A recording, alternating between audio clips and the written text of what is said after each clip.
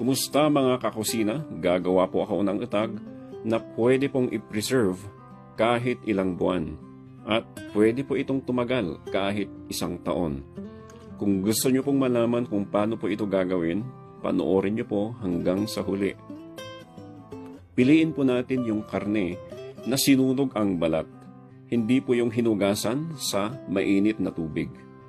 At kung basa po yung ating karne, kailangan po nating tuyuin. Gamit po ang katsa o tela o paper towel. Make sure na malinis po yung inyong gagamitin.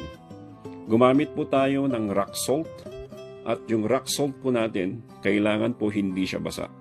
Malalaman nyo po na basa ang inyong asin pag prines nyo po siya, nagbubuo siya. At kung basa yung asin, kailangan po natin tuyuin ito sa mainit na kawali. Ilagay lang po natin sa kawali at haluin po natin hanggat sa magtuyo po yung ating asin. Gumamit po tayo ng bilao at karton para po may sisip-sip sa mga moisture na manggagaling po sa ating karne. Ilagay po natin yung ating asin sa ating pan. Ilatag po natin yung ating mga karne. At lagyan po natin ang asin sa lahat po ng surface. Make sure po na walang mamimiss out dito dahil ito po ay importanteng portion sa paggawa ng utag. Isiksik po natin yung mga asin sa mga sulok. Yan po.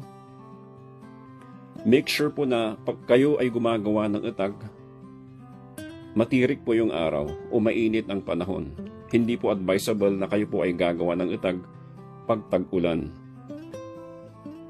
Kailangan po natin ng net, yung maliliit po yung butas. Nang sa gayon po, hindi po ito pasukin ng mga insekto.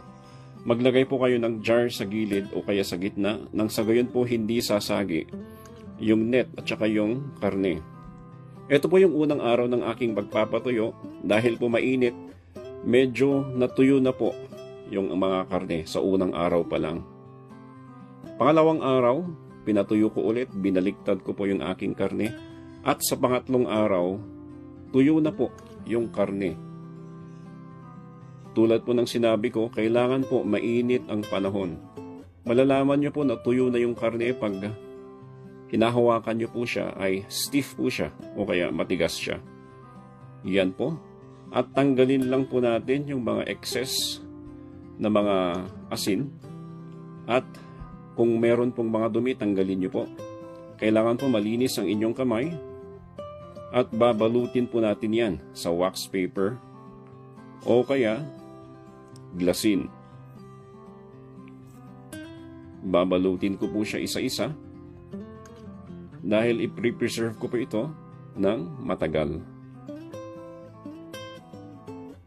Dahil wala po akong jar, gumamit po ako ng karton at i-insulate ko po siya ng makapal na papel. Gumamit po ako ng mga lumang kalendaryo, ganyan po, at yung karton.